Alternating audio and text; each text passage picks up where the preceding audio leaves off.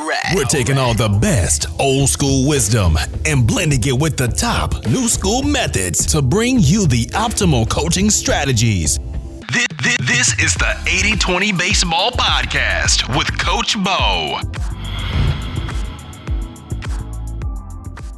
Welcome 80-20 baseball community. Welcome youth baseball community. Welcome baseball community by and large. Welcome to this week's Get Together, our weekly episode where we are efficiently trying to go from new coaches to good coaches or from good coaches to great coaches. As always, this podcast is ad-free as it's my way of trying to give back to the youth baseball community, the baseball community, and make it a better place because I know sports, more specifically baseball, from the youth level all the way up, helped me to be better prepared for life. And speaking of this podcast, I'm a big fan of podcasts because many of you are listening to this while you're driving home, driving to work, maybe you got a break, maybe you're doing a little exercise on the exercise bike or what have you. And it allows you to efficiently learn this key information that can then and will then help you go out and be a much better coach. So I do like the podcast medium. There are trade-offs, but to be able to efficiently every week get some tips like the 3+ tips I'll share with you today, it makes podcasts a great way to efficiently learn and become better at whatever it is. And in this case, we have the opportunity to change the lives to help not only kids, players enjoy the game of baseball. With our guidance, we'll help our players, our kids, be much better prepared for the real world as they get older. Like I mentioned, there are no ads on this podcast. The best way you can help support it is by leaving a positive review if you are finding this very helpful. And I get fired up to see the numbers on this podcast, the numbers of listens continue to grow throughout the years. And it really fires me up when a new episode gets published, goes live. Hundreds of you listen to it almost right away, which is really awesome. And I know that's not always doable depending on your schedule.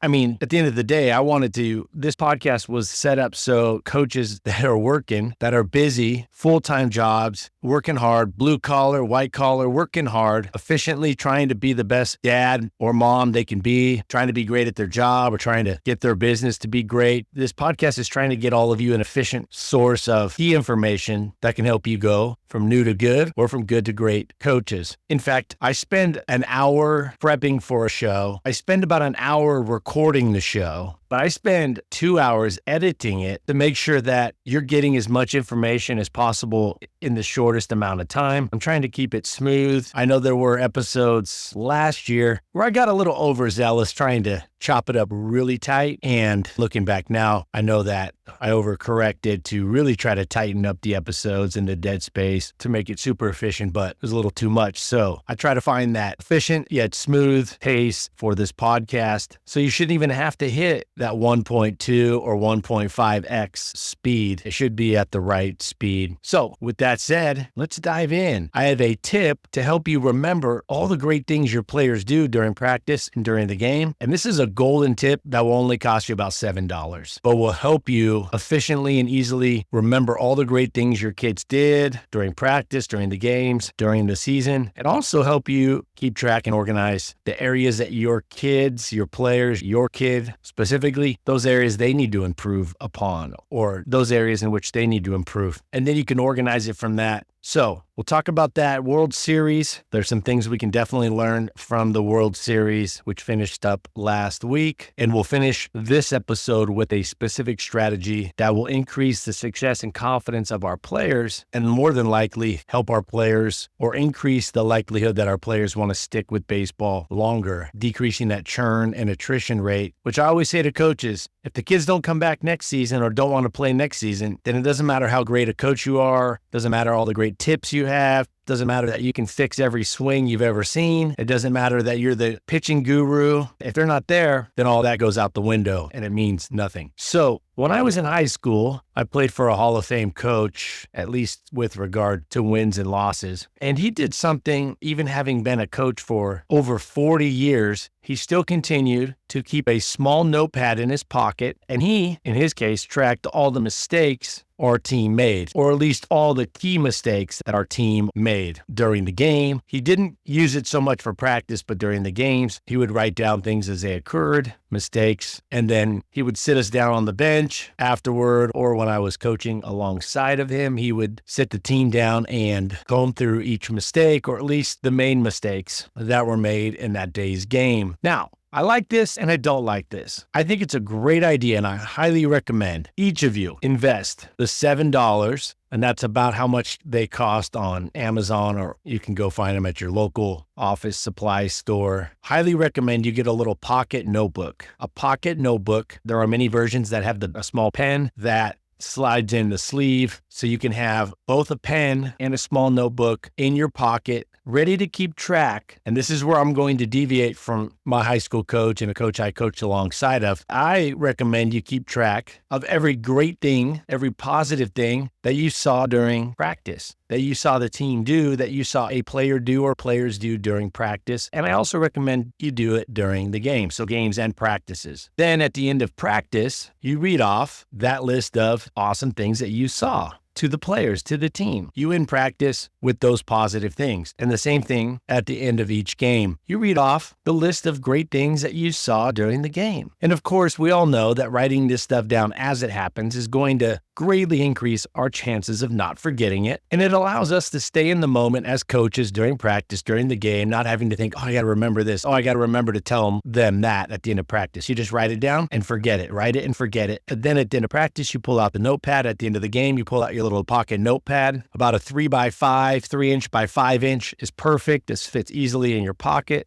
And you read off those great things that you saw. These great things can be hustle, those areas like hustle, being a good teammate, supporting their teammate, supporting their teammates, being proactive with things, taking the initiative on things. These are things that we really want to look to praise, how they follow directions, maybe a great question they ask. There's a lot of things that we can highlight and recognize at the end of practice and the end of each game. I don't think it's necessary to have something nice to say or something to highlight about every single player or every single kid. I do think it's important that you track this, generally speaking, in that you don't go a lot of games without spreading the praise out, or at least it should train us to coach up, or at least to focus on all of our players in a little bit more of a balanced way. Although certain practices, it's not going to be perfectly balanced. It doesn't need to be perfectly equal, but I do think it's a good idea to keep track of as many of the great things that you see during practice and during the games. Write them down immediately on this small pocket notebook, about a 3x5. And then at the end of practice, read it off to the team. And if you can, double down on that praise to the player individually. Now, when it comes to keeping a list during the games, you do the same thing. You keep the list on the small pocket notepad during the games. Again, these are $6, $7, $8 on Amazon. I even saw one that has a thin aluminum case. It's a 3x5, has a little mini notepad with an aluminum case, so it wouldn't get all bent up in your pocket. But I don't think that's going to be a big problem, because unless you're out there doing head-first slides, showing your team how to play the game like Pete Rose, should be okay. I definitely would get one that has a tougher cover, so it wouldn't just be like the cardboard cover, but kind of that faux leather cover, that thin aluminum kind of casing. That would work great. These things are not heavy. They're very light. So you take that out at the end of practice, give out the praise. And at the end of the games, same thing. Read it off. It keeps it efficient too. You can just stick to that list. One of the best ways to stay efficient with our speeches, our coaching talks, is to have a numbered list or a bulleted list. It helps us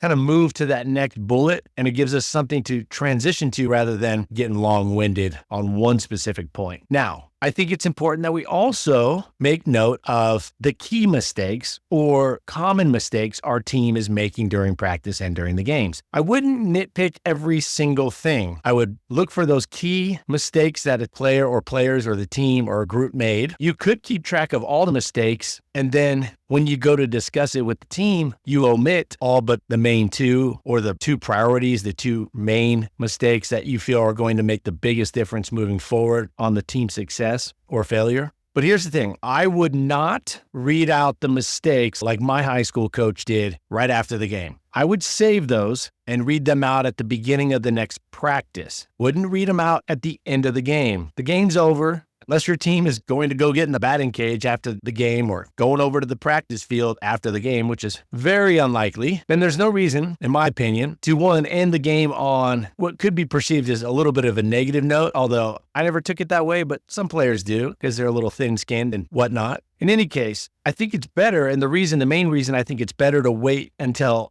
the next practice and discuss it at the beginning of practice is because it's right before the players are going to go out and work on their game. So right before they go out to work on their game, which is at the next practice, at the beginning of the next practice, you put it at the forefront of their mind. You put it top of mind for these players. Those things, those two things, that one key thing, those three things. I wouldn't double down on two things in one area. I wouldn't talk about two different hitting things. If it's a team-wide thing, I would keep it to one thing per area, no more than three. Ideally, one or two, those key needle movers, the 80-20 rule in mind here. You could add on the side a recommendation, a coaching pointer to a specific player when they're by themselves, and you could share that with them individually. Although, again, I wouldn't layer recommendations and tips and coaching pointers on top of each other. Now, at the end of practice, I think it's a good idea to hit on one or two key things that need to improve at the next practice, but I definitely wouldn't even touch on any mistakes made during the game at the end of the game. I would wait for the next practice, do it at the beginning of practice. So, a small notebook in your pocket. This is a must, in my opinion, along with a stopwatch. Then you got your practice plan. My three things when I roll out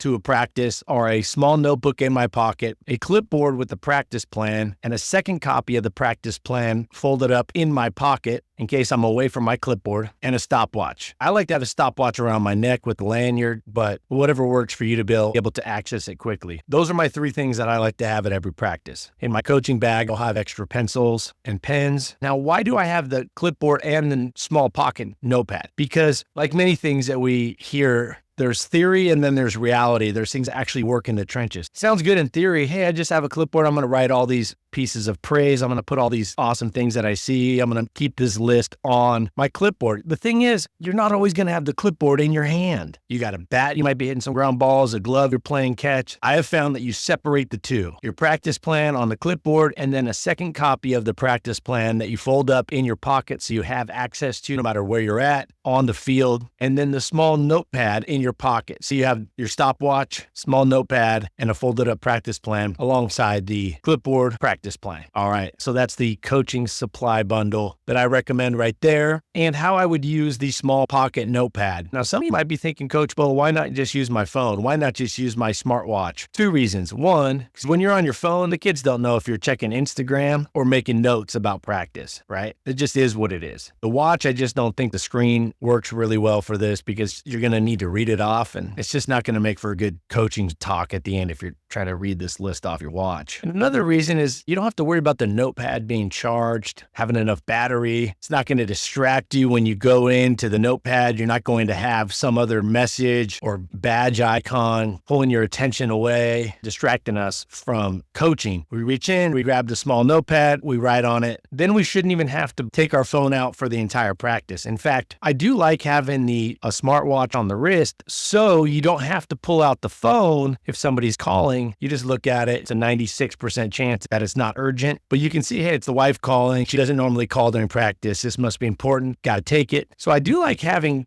the watch during practice. You could also use it as a stopwatch, although I just think you get a $9 stopwatch and a lanyard, and then you don't have to get your phone out at all during practice. You have everything you need without needing to access that. So speaking of mistakes, the World Series ended last week, as I'm sure most all of you know. Of course, I'm pumped up. You know, Freddie Freeman hit a grand slam to win game one, and the announcer dropped in the "She is gone" as the ball went into the right field pavilion. It reminded me of when I was about 9 years old. My mom bought me a VHS tape of the Dodgers 1988 season. It was a VHS starting from spring training all the way through the World Series, and I would only rewind the VHS at the part where Kirk Gibson hit the home run, and I would listen to that over and over again, and Vince Scully saying, "She is gone," and to have the announcer say that timed it up perfect. It was pretty impressive. Yeah, those were the two VHS tapes that I wore out. I had a Michael Jordan VHS tape that came out in like 1990, maybe 89, 90. Must have been before 91 because he hadn't won a ring yet. And the Dodgers 1988 season. Talk about some good VHS tapes to have. The other one was Top Gun. And then when I was about 13, Major League. I was rocking a pretty good VHS collection. So seeing that in the World Series was pretty cool. But here are some of these mistakes to Aaron Boone, the manager for the Yankees. If he'd had to get an extra notepad out, an extra pocket notepad out for that fifth inning of Game 5, those of you that watched it know exactly what I'm talking about. Now, a couple things to learn from this and what we could share with our players. You could say this, hey kids, you watch the World Series? I'm sure a few of them will say yes. You say, would you consider Aaron Judge one of the best outfielders, one of the best center fielders on the planet? They'd say, yeah,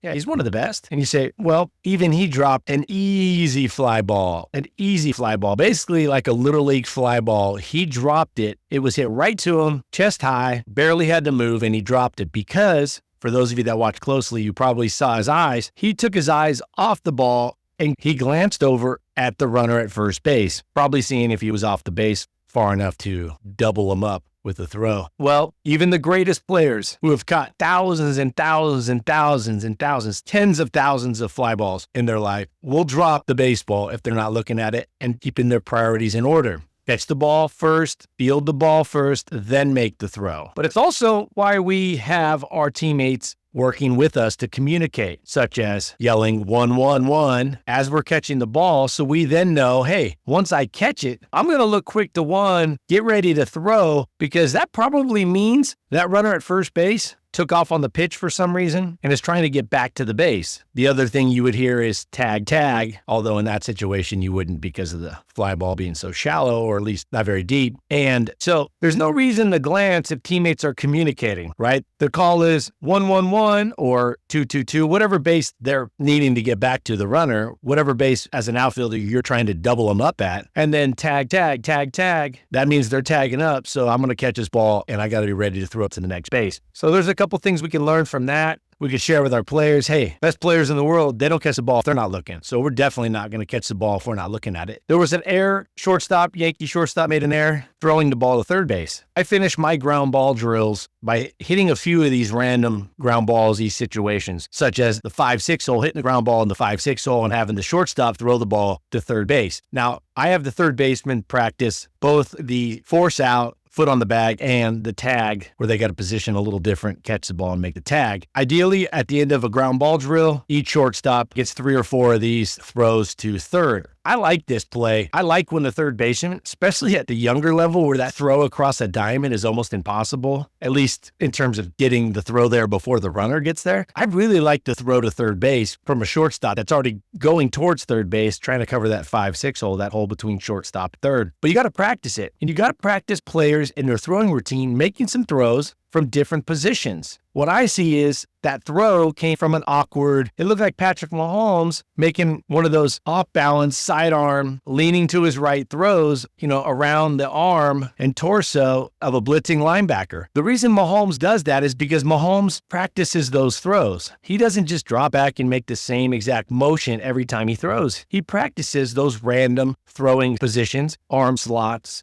etc. Now, it should be a small portion of our throws in practice, but we need to practice these odd, off-balance, rather unique throws. Plus, it also makes the game fun, makes practice more fun, it keeps it fresh. Covering first base. What I think happened with Garrett Cole not covering first base was that the error by Judge, the errant throw from short to third, stayed in his head and he didn't move forward. And there's a great book out there, a mental baseball book called So What Next Pitch. I couldn't help but think about that title. I mentioned that book on this podcast years ago, and So What Next Pitch. That's a great motto for life. So what next thing? So what next day? And what I think happened is I think those two errors were causing thoughts, or he allowed those errors to cause those thoughts. His bandwidth, his mental bandwidth was being used up by thoughts of those two errors happening, frustration. Now, there could be a lot of different types of thoughts, but I think he was using and giving most of his bandwidth, his mental bandwidth, to those errors, and we only have so much bandwidth, and I think it froze him up, and I think he lost connection. He froze up and he didn't cover first base. He should have covered first base. Now, those of you that know the game really well, you know that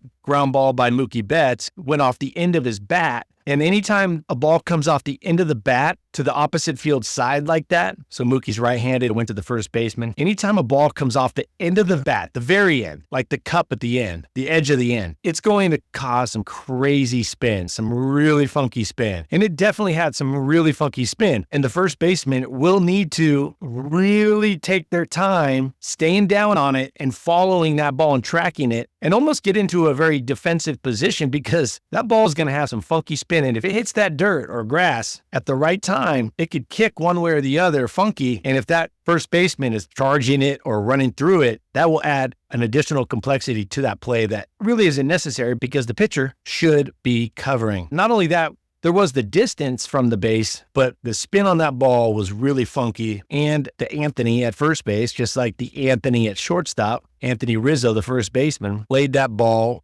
perfectly, in my opinion. Again, another teaching point. Hey, you got bouncing funny, spinning funny at you. You got to stay down a little longer, drop to a knee. Kind of goes back to Aaron Judge's mistake. You got to field the ball. You got to catch the ball before you can move to the next step. So learning point there for pitchers. So what next pitch? So what next play? That goes for any player. Hitter, so what next pitch? Outfielder, so what next play? Infielder, so what next play? Now, one more thing that we can learn from the World Series, the Dodgers lost more players to injuries. They lost more games, what they call player games, to injuries than any other team this season. It's going to happen. We can't dwell on not having the players or losing a player. Now, if they get hurt, yeah, we're going to have sympathy and empathy for the player, but we're not going to feel bad for ourselves and make excuses because we lost this player or that player. Be prepared to have a player go out of town on a family vacation or go out of town because maybe somebody in their family passed away. They missed the weekend. Be prepared for a player to get hurt and have to miss a game or two. Don't dwell on that. We don't want to have the mindset of feeling bad for ourselves. We don't dwell on bad calls. We don't dwell on bad breaks. The Dodgers lost a ton of guys this year. A ton. I don't think people realize how piecemeal and how much patchwork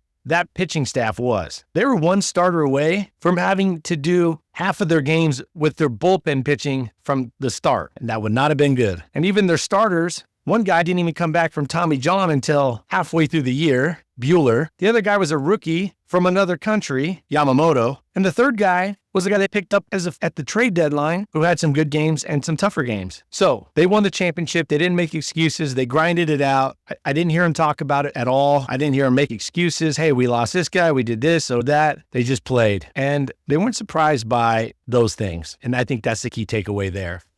Now, we're going to wrap up with a key specific strategy for youth sports when it comes to helping players or increasing the amount of players, the percentage of players that stick with the game longer. I think it would be a good idea if you have the influence or you're on the board or you have your own baseball organization to make sure that your levels phase appropriately. They phase up. For example, I was talking to a local fall ball director and they were saying that it goes from T-ball to coach pitch to player pitch. The jump from coach pitch to player pitch causes a lot of issues. And this is somebody who's the director of the fall league. And he mentioned that it would be much better, and I agreed 100%, to have another phase in between a machine pitch level. So you go T-ball, coach pitch, machine pitch, then player pitch. You get those 9 and 10-year-olds trying to pitch. Yeah, you could say it's good for their development as pitchers. You could also argue that maybe that's more pitches than they need to make at a younger age before they've dialed in their throwing mechanics and technique. But I think at the end of the day, you have to keep the game moving along, and it can't stall like we've seen games stall, especially with that first year or two of player pitch. It's just no fun. All walks, all strikeouts, picking daisies in the outfield. We have to make sure that the game continues to move forward. It slows down the growth because we need to make baseball happen. This coach said, I want to see more baseball happen. And baseball is making plays, defense, running the bases, at bats. Want to see more baseball happen. You might, if you have influence, if your league's not already doing it, make sure that you phase up the difficulty. You phase it in strategically. And the same with bases. Little League used to jump from 60 to 90-foot bases. And that's crazy. And then Pony League stepped in and said, hey, we're going to be that 80-foot base. Well, I think it's good to probably go 60, 70, 80, 90. Phase it in. And I know a lot of leagues are doing this and a lot of places are doing this, but I think that's something we should definitely keep in mind. It's definitely something we should keep in mind, especially if we have the influence, to make sure that we phase in the game properly. And while a lot of leagues are already doing this, there are other ways, slightly more granular, that could help players successfully and confidently move from step to step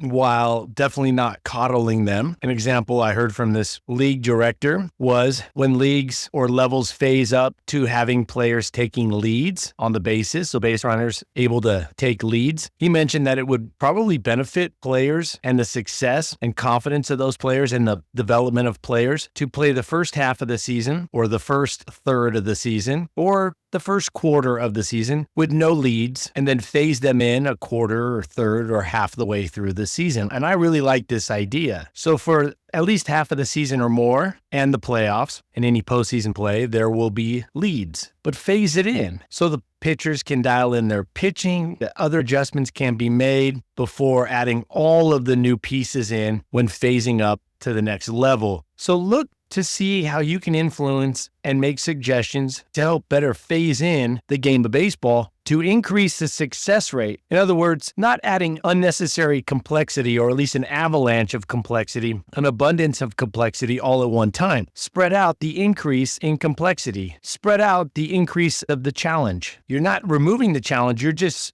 phasing it in a little bit slower so the confidence rate, the success rate and confidence increases so a higher percentage of players want to continue to play the game of baseball. Another small example would be saying, hey, no breaking balls for the first quarter of the season or no breaking balls for the first half of the season. So it takes away the coaches that really just want to win at all costs and says, hey, we're going to develop our pitchers and their fastball accuracy and their changeups before we go into the breaking ball, which young hitters have a tough time hitting at the 11 and 12-year-old level. So maybe you say, as a league-wide policy, we're going to say no breaking balls to the second half of the season. That is another example of how we can influence leagues in our area to phase in the game and influence the long-term success of our players.